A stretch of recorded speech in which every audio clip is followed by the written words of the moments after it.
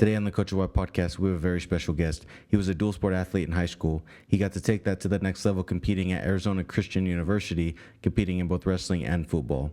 After that, he went to Midland University to coach, where he was 2021's KCAC Women's Coach of the Year. Now, he is the head wrestling coach at Big Bend Community College. We'd like to welcome Coach Daviaire Dickerson to the Coach of What podcast.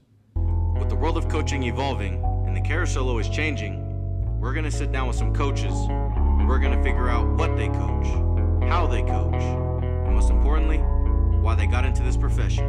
My name is Kason Wilkinson, and I am your host of the Coach's Why podcast. That was my Coach's Why. Welcome back to another Coach's Why podcast. We have a very special guest in the house today, Coach Daviaire Dickerson, coming all the way from Big Bend Community College out in Washington. How you doing today, sir? I'm doing well. Thank you. Of course, man. Of course. Thanks for showing up today.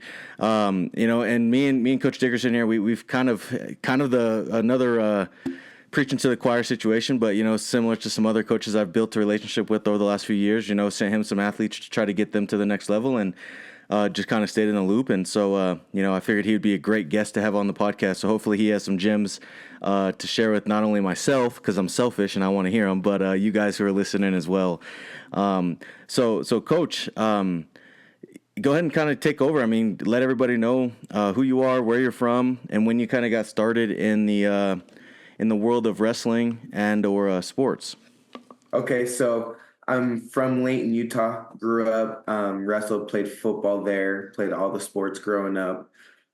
Throughout high school, concentrated on wrestling and football. Layton's a pretty big powerhouse right now out of Utah. They've won a few state championships. Recently sent some Division I kids to Penn State, Iowa, Utah Valley, whole bunch of junior college, Division II kids. So pretty big wrestling community in Layton, Utah. I was the football player that kind of picked up wrestling. It was, You want to be the best football player, come wrestle, and there was a little pushback from me, but, eventually kind of bought into it. And then right out of high school, I ended up getting a scholarship for football. Okay. So, wrestling kind of ended for me. But throughout, experiences and growing through college and transferring, I ended up transferring to an NAIA school, Bethany, and later to Arizona Christian. But Bethany is where I was able to continue playing football in college and start wrestling in college. So it was the start of my sophomore year. So I was able to wrestle the last part of my college career for Coach Larry Nugent. Was a blessing, and then ended up graduating, not really thinking about coaching. I got a psychology degree, was looking to, do something with that, working at some behavioral homes. And then Coach Nugent called me and said, "Hey, I'm looking for a graduate assistant. Come be my assistant coach." And I was like, not me. Like, I'm not good enough, there's no way that I can go be a college graduate assistant. And, what I just didn't feel, I had that imposter syndrome, right? Like, I didn't feel like I was at that level to help at that college level. He was like, just believe in yourself, have faith and, walk life with joy. He's like, I know what you have to offer as character and as a person. The wrestling and coaching will come if those two things are checked off. So it kind of gave me the faith to go be his assistant and get my master's in project management. Nice. Through that time, COVID happened, a whole bunch of coaching changes. First, the women's coach at Midland University that's where I got my first coaching job under Coach Nugent. He left Bethany, went to Midland. I was his assistant. while I was the graduate assistant, the women's coach had left to Providence. Um, and so I'm 24 as a graduate assistant of the men's team. The women's coach left. The AD came to me and was like, "Hey, do you want to be a head coach?" I'm like, "Sure." Yeah, yeah, I don't know. I'm 24 years old, just barely graduating, not really understanding what I want to do in yeah, life. This was a good opportunity. It was good money, that all those type of things. I'm young, so I'm like, of course, I'll do it. And we ended up being a top 10 team in the nation at the NAI level in women's. I had a national champion at 140, 143, Waipualani, Estrella Beauchamp from Hawaii. She now wrestles at Providence. She qualified for the Olympic trials, and I ended up winning Conference Coach of the Year all my first year. It was like the last yeah. 3 or 4 months. I jumped in there like I have nothing to lose. Let's go do it. And I kind of coached that way with the girls. And then shortly after that, COVID hit. The men's coach, Coach Nugent, retired. So I went back, and now I'm the head coach of the men's team. We hired Chelsea Dionisio Chelsea. to take Yep. over the women's team, and then I was there for the last 2 years. Then last year, I got an opportunity to come out to Washington, at the state, Moses Lake, Washington, and be able to be a part of Big Bend Community College as their head coach. And we just made the transition to the NJCAA. Yep. So it's been a blessing. Heck yeah, man. It sounds like it's been a blessing. So that you dove into a lot of things there. So I'm actually glad you did that because I don't have to ask so many questions. So I guess we can kind of go back to you being a dual sport athlete. Do you think that that's something that benefited you whenever you got to into coaching or just in general? Do you think that being a dual sport athlete in high school helped you transition to the football or to, the next level, being on the level of mentally understanding that it's a lot to do, right? Your body, your mind has to be able to transition, right? And then do you think that now that you're in the recruiting world, do you think that it helps you? Is that something you pay attention to whenever you're trying to find an athlete? Like, is that something that stands out to you, somebody who's able to do both at a good level or at a high level? And does that kind of get you that, what's the right term, that push to go after them? Or does a dual sport athlete essentially stand out to you? Yeah. So yeah, there is a big debate now of like specialization and being fluid with the sports you want to play. Honestly, for me, I thought it was the best thing. Um, as far as being a competitor, I loved to be busy. I love to have a schedule, and I wanted to make the most of my time in college. So being able to kind of have the same high school experience where as soon as football was over, you take a couple weeks and you're right into wrestling season. Um, the development of the competition, you can train all year. This is something I've kind of heard Urban Meyer talk about, but you can't replace the competition side of things, Correct. whether that's running track, playing basketball, wrestling, football, whatever your off season is, Yep. being able to compete in something. That's a big thing. Obviously, you do want to train and specialize the older you get, but at the same time, you're in the training room, you're not necessarily getting that game competitiveness where if you're running track in the off season or if you're wrestling and playing football in the off season of wrestling, you're still competing. Yep. You're not wrestling, but you're still competing and getting that competitive edge. So now when you're wrestling, it's just like getting in shape now. But Yep. the competition side of things and um, the focus, the being used to a schedule, all those like daily routine things is kind of what I thrived with were sports. So my off season, it was very beneficial that I was committed to something and not just working out for 6 or 8 months. Right. Um, And do you think that, actually, I should say this. That's probably a question for later, actually. I think that going back to what you mentioned about how, like, you weren't sure about being a college coach is a very intriguing thing that you mentioned. And I have a pretty good question to ask you off of that. But knowing that you're mentioning, how you said in general about like the dual sport athlete and all that stuff, when it comes to like your recruiting, you were at an NAIA, right? It's what Midland was, and then you came to Big Bend. So is the recruiting side of things as the coach any different, or do you kind of keep the same blueprint, if you would, knowing that you went from a 4-year to kind of the revolving door of a 2-year? yeah.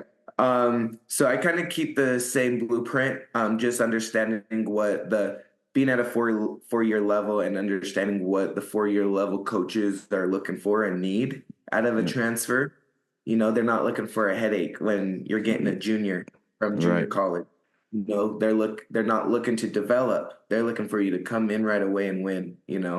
Right. So that means your wrestling is on point and your grades, your character, Correct. those three things, like they don't want to have to worry about those coaches at the 4-year level don't want to have to focus on those things because they're developing their freshmen, Right. redshirting certain people, bringing you in as a transfer so they have time to work on some of those grades or technique, whatever that freshman's missing, and don't have to rush them into um, competition right away. You know what I mean? So yeah, it's character, Right. grades, and success on the mat, right? Right. Um, you have to have good character. There's no way around it, especially nowadays with NILs and collectives putting money forward. You're representing not yourself anymore. You know what I mean? Right. And Yeah. Yeah. you're representing something bigger than yourself, a team, even a junior college level or NAI that might not have the Division 1 NIL stuff. You're still representing Of something, course.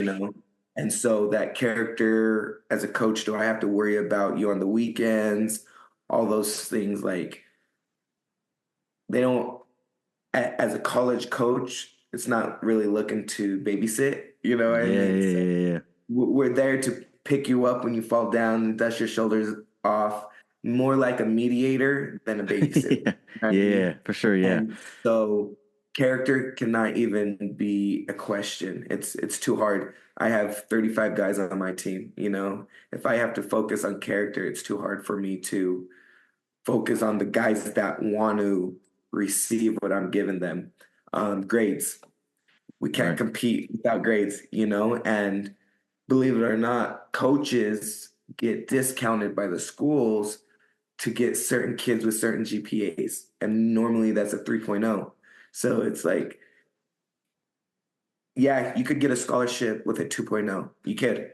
That's real. Yeah. Of course. But you're limiting yourself from how much money a coach can give you off of Because of money. that. Right. If you're not at a big Division 1 school where they can kind of have that luxury, NAI school, those type of schools, it's like, where's the kids with 3.0s? Of You course. know, Right. because then now I know you have a 3.0, your success rate to graduate is probably a little higher.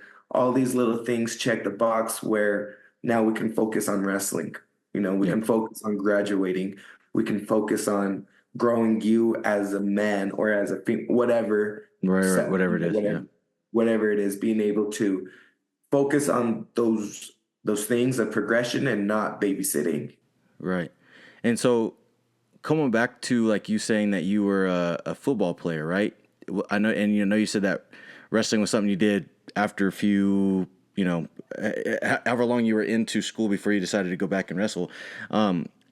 Was coaching something that I know you said you weren't even really in the ballpark, but do you think that football was more of the direction that you thought you might have went, just based off of you kind of the history that you had there, or was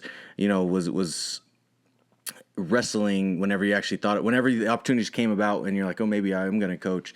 Do you think that wrestling was kind of like the second option to you, if you, in terms of like thought process? No, through God's grace, and Yeah. through Coach Nugent and the blessings he gave me, it wasn't even a thought in my mind, honestly. I was graduating, I was focused on trying to get do a little stint in Europe, European football, all those Yep. type of things. Like I said, I was just the football player that wanted to wrestle, had some really good skill and had success. I was like, let's do it, Yeah. Yeah. And um, through training and through that phone call with Coach Nugent, just always because I learned to always like just check up on your connection, check up on your Of network. course. He's someone I would always check up on once a month, every 2 weeks, like, hey coach, how's everything going? He's like, can you get on the phone call with me for a second? Like, I want to Yeah. talk to you about what you're doing. And I'm like, getting a master's degree, being an assistant Hmm. coach, Yeah. I could do that. And I can still train for football. In my mind, train for football, be in the best shape possible, get a degree, and then go play European football. I'm like, sounds Win-win. like a Yeah. recipe, you know what I mean? Yeah, for So sure. When did you decide that football, or when did you know that you were able to compete at the next level, right? Like, was it a camp you went to? Was it just coaches coming in to talk to you? So I guess kind of dive into like when you knew that you were able to compete at the next level, and then will you just kind of go? I know you kind of dove into recruiting process a little bit, but do you want to kind of just guys clarify that with that question with how your recruiting process went as well? yeah, so kind of two scenarios that helped me like actualize like holy crap, I can do this, you know what I mean? Right. The first one was one specific moment was my first match at Fargo when I was in high Okay. school. Um just that experience and seeing the different states for the first time, being on the national competitive level at the first time, winning my first match. It's like, what is there to fear? Yeah. This Yeah. is fun. This is a blessing. This is a gift. That I am enough. All those little things, those positive affirmations came through. Like, I can compete. I'm doing it right now. My friends are doing it with Team Utah. All these things are Yep. happening. So it was kind of like a universal affirmation, like through actions. And the other one was through my high school coach, John Fager. He's now a coach at Corner Canyon, but at Layton, just Corner Canyon. Yep. his process, the way he would coach us, the way he would believe in himself, the way he would hold a standard for us, even Yeah. as freshmen in high school to seniors in high school, not just in college, holding us a standard in high school, made me believe if I can go through a season of this, if I can Yep. handle a wrestling season, I'm mentally tough enough to go walk onto a Division 1 team. I'm mentally tough enough to go play football and compete. I Right. just think wrestling in general, but specific his program and the way he addresses wrestling. A lot of it is, the Sanderson Yeah. Mindset. Yeah. the Club stuff. mindset, Yeah. the joy, the Yep. happiness, the love, the who you are as a man. You know what I mean, and Yep. being able to really understand the better person you become, the better champion you become, and um, when I was able to focus on that, it really didn't matter if I was at a national tournament, if I was playing football in a big arena or a small Yep. arena or at practice. I knew what my purpose was, and I had joy in working hard and grinding at practice and Yep. getting my And I could, head. Yeah, I could say too.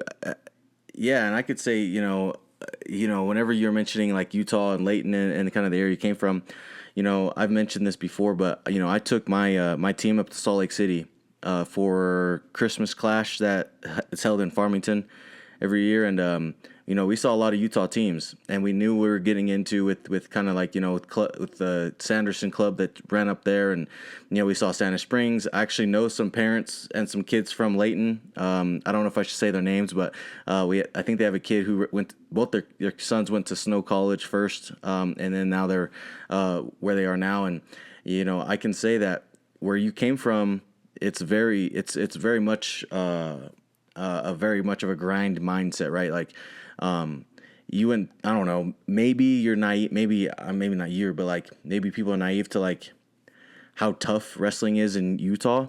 But there's some very, very tough teams, right? Like I know that there was a girls team out there. I think that Salt Lake East, I don't know, but I think they were nationally ranked, right? Like there's some really Westlake, yes. There's some really, really good teams out there, and so it sounds like what you got from your high school experience transitioned into college, and then now as a coach, I'm going to assume. So I have two questions for you, but I'm going to start with about like your coach that made an impact on your life. So if you don't mind, kind of letting us know one, two, however many coaches you want to list, which coach or coaches made an impact on your life, and then kind of tell us the why behind it, who he or she may be, and why. Yeah. So I have coaches that made an impact on my life, and I have trainers that have made Okay. impact on my life. I was always big into getting personalized training, always like kind of asking my mom, talking to my mom. Like when I was doing kid, it was like, hey, I want to go pay for this $20 session. How could, instead of going to the movies and stuff, I was trying to find ways to pay for my training sessions. Right. When I think about coaches in the sport, specific in wrestling, the Fager family. There's John Fager, Noah Fager, and Adam Fager. Adam's the head coach at Layton right now. Mm-hmm. John's the coach at Corner Canyon. Noah helps out. The way they showed up every day for us, their knowledge. It's people that they're a very humble group of guys. They know a lot, right? But at the same time, they have room for you to come to them and be like explain this to me. You know what I mean? Yeah. Instead of being like super power hungry and it's like my way or the highway, it's like, hey, here's the why behind we do a short sit instead of a straight leg stand up. Right. So they're giving you the philosophy behind the actual position, and then you're like, well, I don't understand it. Why aren't we doing it this way? And instead of being, being like, because that's how we do it, they actually have intellectual answers and Reasons behind it. conversation to be able to open it up for you to find the answers, Yeah. They're very, and then when it's competition time, they back out and it's all on their athletes, and I think it gives the athletes a lot of self-efficacy to achieve on their own and fail on their own with the help of them pulling them up and saying, hey, let's go back Monday. We have practice Monday. Come on, we have practice Monday. And Right. I mean, that's how I coach. I coach. Gotcha. I coach working hard every single day with the joy and the understanding of progression. We're not caught up in the wrestling as a sport of the wins and losses, but wrestling in the progression and who we can become. And it's hard, because when you get in slumps in the season and you go 0-3, you have a 0-3 slump and stuff, it's hard to see, hey, conference is 2 months from now. Like we got to keep our minds clear to continue to progress. So they gave me that impact. They introduced me to wrestling. They gave me the spill in high school. If you want to be the best football player, come wrestle for us. You know what I mean? So, Yeah. them bringing me into wrestling. Anytime I go in there, it's just family. It's Mm-hmm. family, and I have no relation to them. But I think any of their past athletes, anybody that's been in that community, in that town, across town at other high schools, they kind of feel that energy and understand what is going on. Yeah. It's cliche, but when some people are like, "Oh, they have that it factor," they have the it. Yeah. And the it is the joy in life, the passion for wrestling, and the passion for life itself. Right. It sounds like you've taken a lot from those coaches and you've utilized it into your. Sounds like probably not only just your like everyday philosophy, but as a coach, right? It sounds like you've taken a lot of what you learned from there and you've put it into your everyday as a coach too. Yeah, Is that pretty fair to say? yeah, for sure, for sure. Do you think that? I know you mentioned like you were spending time like personal training or spending things on you're all about trying to get better. So do you think that athletes who have the ability to do that have a little bit of an advantage versus kids who may not? Right. And I know that I know that might be like pretty vague, but like, where we're at specifically, there's a lot of kids who love wrestling who have the talent to go, but they just don't have the financial means to get that personal training, right? Or they don't have the opportunity to have a personal coach. But in your experience, not only as an athlete, but maybe even just as a coach, that you might have talked to kids who have had that, do they have a little bit, I guess, a little bit more of an advantage to not only go to the next level, but also be, recruited by yourself or by a coach? Yeah, yeah, there is advantage, and I think some people want to be naive to it or pretend that there isn't a real economic advantage or things like that. But yeah, there is. I went to college in a few different states, and being in Arizona, Mm-hmm. um, what teams are good, and what teams struggle. Not saying there's Of outliers course. everywhere. But I'll speak for myself. Growing up, I grew up with a single parent. My mom raised me and my brother our whole lives, on pretty close to nothing, Yep. but had, I always had something. I was always able to go to Fargo, all those things. And it was through other people, it was Yeah. Yeah. through other resources. It was through trainers. It was through coaches. It was, hey, come, you can work out my gym, clean it every Thursday or something like that. Little Yeah. things like that. I remember reffing to pay my way to Fargo, Mm. um, and those type of things. But yeah, I also was blessed with friends, and their parents would Yeah. would bless me. I would go on vacation growing up with my best friends type of situation. My mom did her best, but I was blessed with other people around me, and there is a huge advantage, because um, being able to be special, to be trained correctly at a very young age is going to set you up, even if you're born with less talent. If Mm-hmm. I start you with a really good trainer at 5 years old, or if you train with him until you're 15 years old, you're going to become something. Yep. Yep.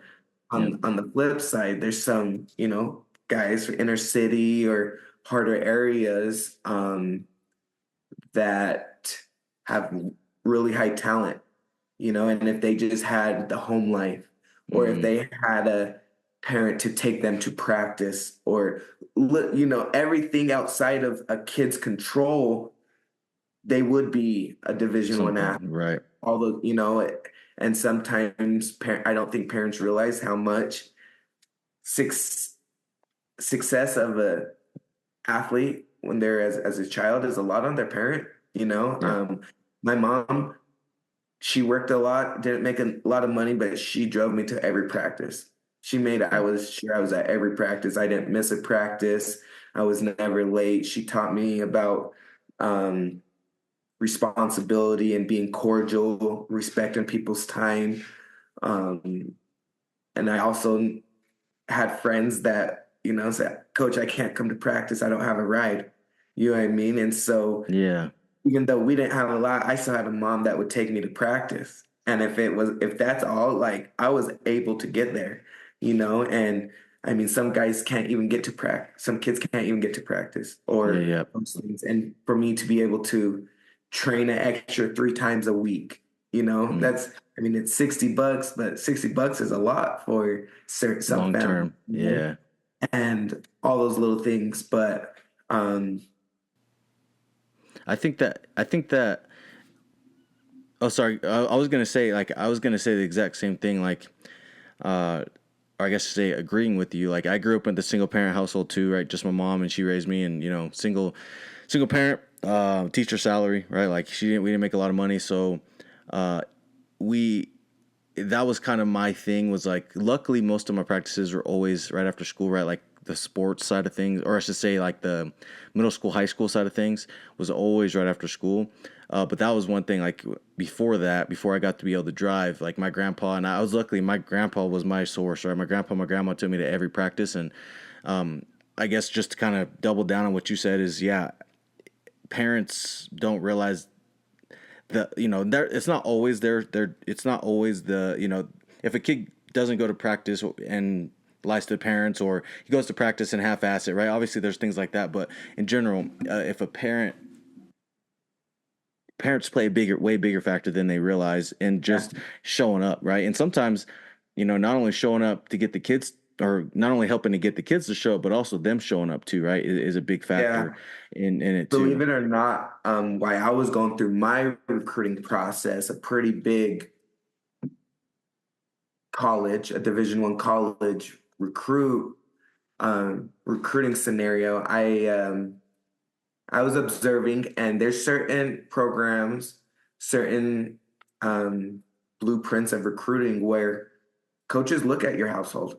Mm-hmm. They look at, is this kid from a single parent household or a two parent? Does he have dad at home or no? Mm-hmm. Um, Whether that's right or wrong, um, I'm not the one to say that, because I have kids from all types of situations on my Of team. course. But there are teams that have a lot of money out there, Division I programs in football that have millions of dollars, and when they're looking to with the NIL to put the investment out there now, going away from scholarships and those signing days and stuff, and now it's collective, like a collective NIL sponsorship. Yep. They're going to do a little more digging, Of course. and when you have a certain GPA, when you come from a certain um, Demographic. demographic, There you go. you Yeah, yeah. have there's percentages that say you have a better chance of surviving, of finishing, but I wasn't that. Mm. And right now I'm a college coach. This is my 6th year as a head college coach, and I'm getting my doctorate in psychology. So I didn't reach the percentage, but I still found a way, you You weren't a know. statistic. No. Yeah. And that's the thing too, right? Is like, whenever we talk, and I'm not a college coach, so I can't speak for college coaches, right? And I know you're not necessarily speaking for any particular, any particular school, or how people go about it, but I guess statistics may be one thing, but I also think that, and I've spoken to a lot of this with previous coaches, is, regardless of that character, regardless of that statistic that they may abide by, or they may, have on their sheet on the recruiting, I think a lot of it comes down to like character, right? Like you could be a single parent household, like as you said earlier, like inner city kid, but him and his mom are the closest thing they'll ever have, right? Like Kevin Durant and his mom. He's not married and has no kids, but he does everything with his mom, and it's like that type of thing to where you, regardless of what you may see as historically, that I think that as a coach collegiately, not only, sure, you can look into it, but diving deeper into that whenever you're doing your recruiting process with that kid, and that character, that kid might be better than any double parent household you see. but because of that initial observation, whatever you're looking into, you might skip over that kid when really he might have been your number one kid. That's just me. But I think that, doing your due diligence as a coach, even if that is on your on your pamphlet there, should definitely be looked into. Especially where I'm from down here in New Mexico. Economically, we're not. We're one of the. It truly is. We're one of the worst states in the country, and so realistically, there's not a huge amount of money. And wrestlers down here are really, really, they're wrestlers in general, a different breed, but especially down here, it's really scrappy, really cutthroat, right? And a lot of the environments outside of a few schools, don't get me wrong, there's a lot of few schools that have a lot of money, but for the most part, our demographic is a lot of just scrappers, right? Who came from maybe rough backgrounds or whatever, and I've sent my kids off to you guys that may be in that same kid just because, hey, yeah, he's got a rough childhood. But I'll tell you what, this kid shows up, he shows out, and he goes home and he does what he's got to do, and that's important to me. If I was on the recruiting side of things, is how is this kid actually to handle his business, right? So hell yeah, man, I appreciate you diving into those things and doing that. So after kind of diving into all about you growing up, right, where you grew up, all your coaching, you've actually answered a lot of my questions. So we are able to kind of get down to the back half of this, which is all the fun questions, all the coaching philosophy questions that people stick around to hear. And I usually kind of like to start it out with, I guess we'll start with this question. I'm trying to figure out which one I want to start with, but we'll start with this one. How do you build a successful culture on the level of buy-in and mindset? Buy-in and mindset. The mindset that we coach is progression over perfection. You'll drive yourself crazy trying to be perfect. I believe there was only one man that was perfect that ever walked this earth. So progression. We talk about like every day before practice, every single athlete has to put an objective on the board.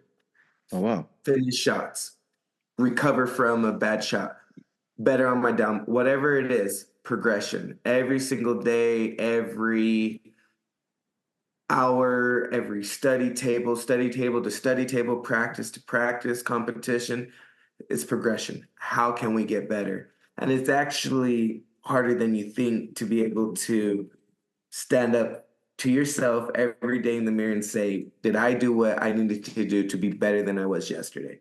Progression's hard. It's kind of easy to have the spikes, really big spikes, and then we crash. And then big spikes, but it's hard to stay level and continue to progress into our final or into our conference championship, into the second day of nationals. So progression over perfection is a big thing. I like that. Attitude and effort. Those are the only things you can control. So coming in with a good attitude and your effort. I tell them I should never be saying I should be coaching. I shouldn't be talking about the effort at practice. As a coach, I don't think I need to ever be like, hey, pick up the pace or put them in deep waters, those type of things. My focus as a coach is more tactics and conducting practice and conducting a match more than actually effort. Like, pick it up, look faster, work harder. It's like, if I'm having to say those things, we're missing something. Yeah. I like that, dude. That's really, really unique. The fact that you guys do the objection board and all that stuff, that's crazy. That's really, really cool that you implemented that into your everyday workings, right? I think that's without having to dive in too deep, that's a very, very cool thing that you did over there. So I guess that leads to the next question is, how do you build a successful program on the level of wins and longevity? And then how do you sustain that over time? And I'm really intrigued as yours, because obviously as a 2-year, you're always revolving. So how do you continually recruit those athletes to fit what you're building there. So I get, so how do you build a successful program, and then how does it survive, continually every year? Yeah. So I mean, it starts for me. Hmm. It's me being authentic. Student athletes are smart. They're not, dumb. So being Of course, authentic, and not authentic in a way like I'm the best coach, but being myself, of course, right, saying, hey, these are my strong points. These are my weak points. With me meeting you at 100%, you giving me 100%, we're going to win. We're going to do great things.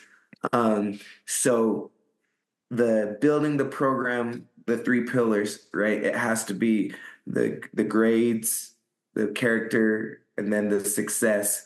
Um, and then so we have kind of a hierarchy of what we focus on. So we talk about faith, family, future wrestling. mm, So wrestling really is our fourth priority. Faith, obviously, I'm not one to force any belief system, but I tell them believe in something, right? hmm, Believe in something, fall for anything. Um, I tell them kind of my walk of faith and in my life, but I tell them, this is my personal life. This is what I believe. You got to find out what your belief is, what your worldview is. You got to take care of your family, right? Your family has to be taken care of. Um, your future, right? With of grades course, and career, right? If you think wrestling's going to come before that, it doesn't work, and then right, wrestling. So if all three of those things are taken care of, that kind of puts us into the mindset to focus on the progression. And then the longevity comes from my athletes, the guys that buy in. When it becomes something like Grandview or someone like Penn State, I yeah, don't think necessarily it's Coach Mitchell or Coach Sanderson recruiting. It's his yeah, athletes. yeah, They're like, what those athletes at Penn State wrestle with such joy, such yep, such grit, such passion. I want some of that. yeah, You know yeah, what yeah, I mean? And so the start of it, yeah, it is the coach. It's the coach being real, but prophesying a little bit, being like, "Hey, this is where we are right now, but in the future, this is where we this can is, can become." And just based off of a couple kids I've signed out of Washington, a couple big name kids, that kind of the waterfall effect that now I'm getting someone at semester that wants to transfer in. Like, hey, yeah, I yeah, talked to so and so. They said they love your program. I have, as a coach, I have five seniors. Here's their numbers. You know what I mean? So to start it off, it starts for me to set the standard, and then the years to follow. It's what the recruits are seeing our athletes doing. It's yeah, yeah, can I say come to campus, come practice with us, come hang out with them for a day. Can you see yourself succeed with them?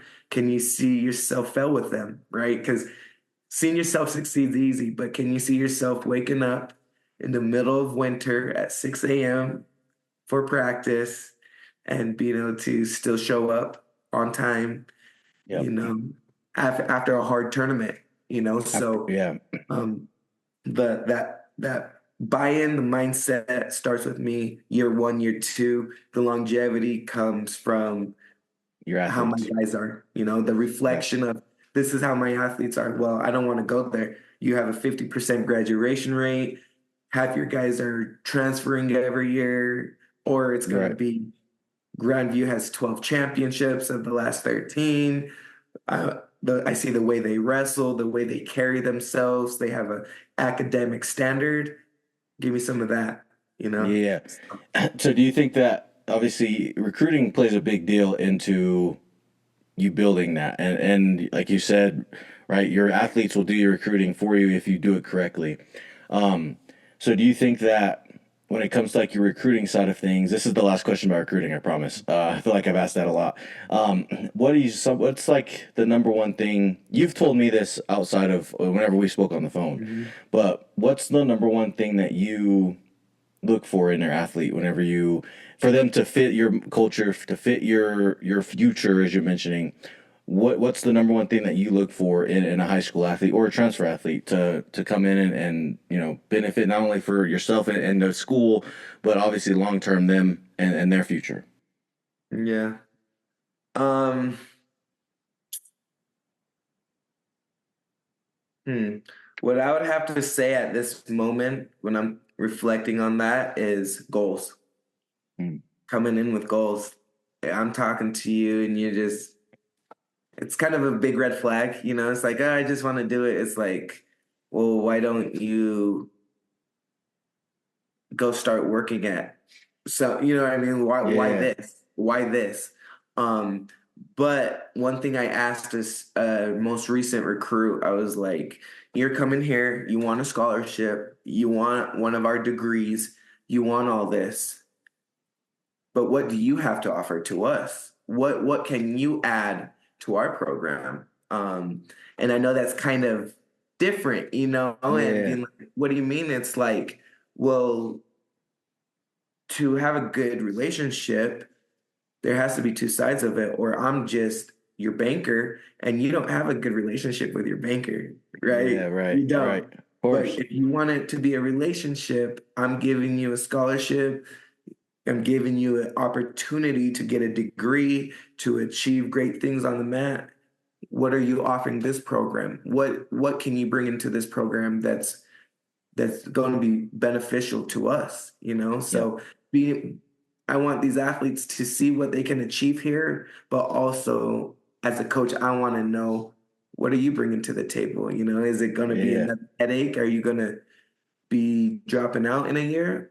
You know, are you going to be, do you got goals to get a degree, to have a certain, and it doesn't have to be specific, you know, but just progression, you know, it's like, yeah, coach, you know, I don't really know what I want to study yet, but I love science. You know, I'm yeah. like, well, there's a little direction. It's not Right. specific, but we got a little direction, you know? Yeah, So what do you got to offer to a program this big to kind of reflect and being like, there's thousands of kids, there's not many opportunities, right? When you think about like just California, you how many Division I schools are, how many high school wrestling athletes there are. There's not that many options, you know? And yep, so in this big pond, right? What can you offer us what somebody else can't, you know? right. Yeah, Um, and that's a little reflecting that adds substance to my conversation with that athlete. Like, dang, nobody's ever asked me that. You know what I mean? And yeah, it kind of gives them some ownership of their career, ownership of their actions. This is what I can bring to you, coach. This is what I have to offer as far as a drill partner, a teammate. This is my academic goals. So with offering me a scholarship, this is what you're getting in return. Um, and and that's kind of the recipe for like, okay, we both have an understanding. Um, you know, I don't owe you anything, you don't owe me, but together we can be champions. right. I like that. I really like that. So that leads to my final two questions for you. One of them is the most important question. It's I like to end light, so I'll save that one for the end. But what's your why? It's the name of this podcast. What's your coach's why? My coach's why is to transform our culture with truth, you know, transform our culture with great men or great women. It's a very big role as a coach or a teacher, as a parent. And I carry that heavily, but it's light. It's easy for me to wake up at 6 a.m. and go to practice and stuff. But my why is to understand that I'm in a position to help change the culture. And I've always dreamed about like I want to change the world. Everybody, I want to change the world. I want to change Of the world. course. And my mentor said, you change one person's life every single day for the rest of your life, you will change the world. That's 360 people a year.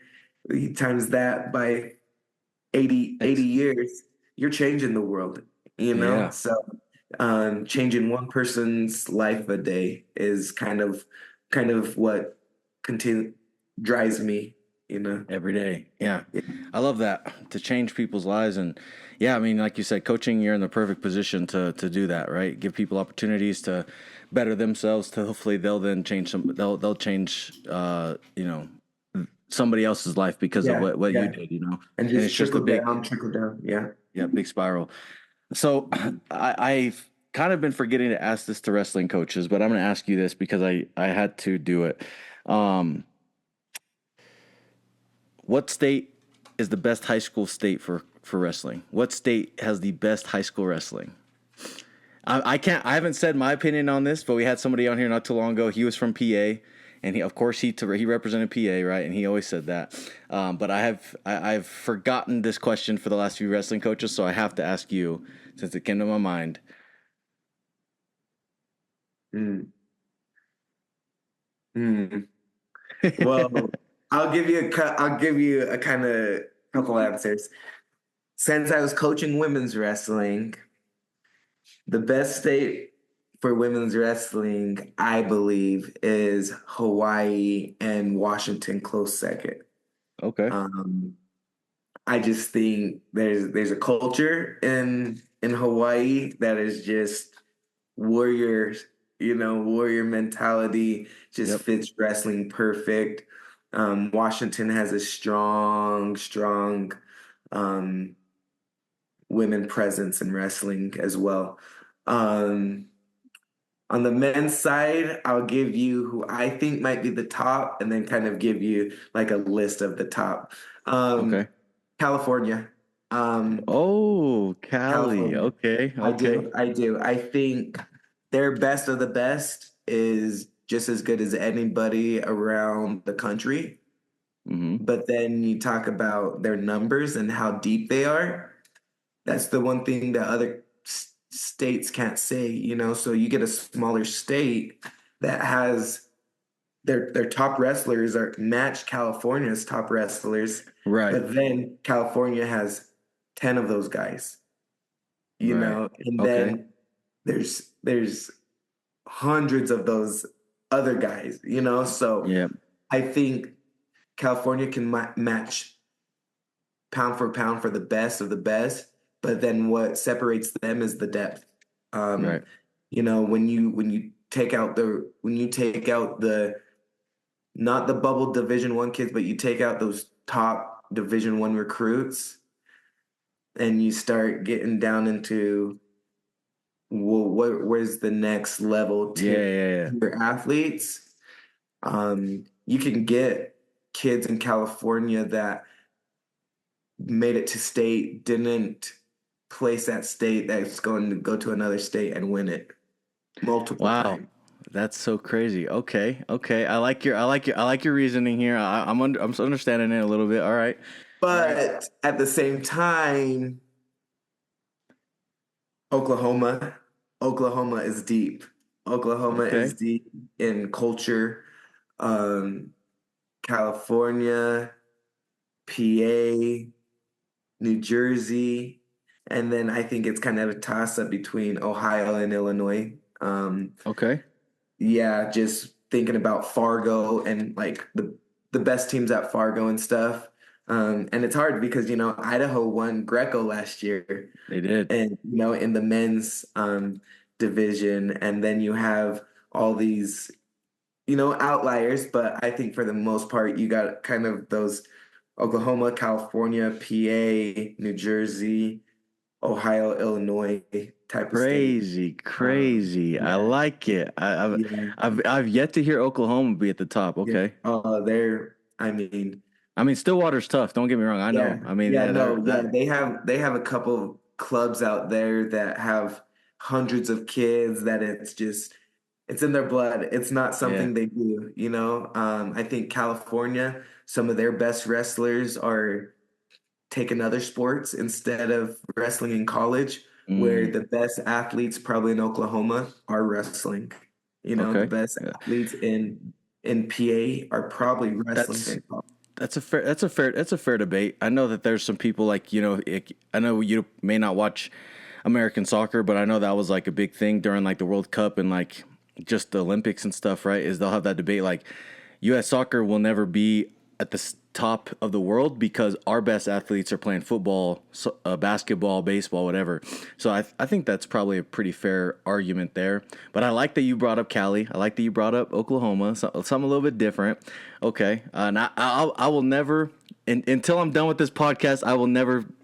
Maybe I'll debate one of these days, but okay. We had some East Coast guys, we had some West Coast argument. Okay, so I really appreciate you jumping on here today. I know that you got to get going here in a few minutes. If you guys are still watching this on YouTube, make sure you guys HTB hit that bell, like, subscribe, all the 9 yards. If you're an audio listener, make sure you guys leave a review. Make sure you guys leave a star. Say what you got to say, but whatever you say with your chest because we want to hear what you have to say. Yes. Coach, I really appreciate you coming on here today. It was killer, man. I really appreciate it. Last time we talked just like this. I'll have to have you back on again just because it was a good one. Whenever. It's been a blessing. I'm always open to these type of things. I'm just here to help grow our sport. At the end of the day, I think we all need to be activists for wrestling. I think it's the greatest individual sport there is, and a few years ago it was almost taken from us in the Olympic. Yep. I think we've kind of forgot about that, and that it almost was taken in the Olympics. Yep. And I just feel like we have an obligation as leaders in the wrestling community to make it right. The culture. Yep. There's been some hard things in the wrestling culture, to swallow from older cultures, older generation, but I think as leaders, it's our job to get the buy-in from the little kids, Yep. Push them to their potential and not burn them out, balancing everything. For sure. No, I agree. And you were around with girls wrestling and being a part of that. And I think girls wrestling's really helped with the growth of wrestling. And they did. And just like on a level, not only for, like you said, saved our butts, but just like having to understand for more of like a broader term for everybody who may not know wrestling, it really brought back the vision of like what wrestling's supposed to be about, and so I 1000% agree. So next time we get you on, we'll definitely talk a little bit more behind the scenes stuff. Obviously we could talk all day and I love that. But we'll dive in a little bit more to the coaching stuff and we'll whenever that time comes, I'll gladly get you back on here, man. It was a great one. Thank you. Of course, I appreciate you jumping on here today. With that being said, we'll see you guys next time. Peace.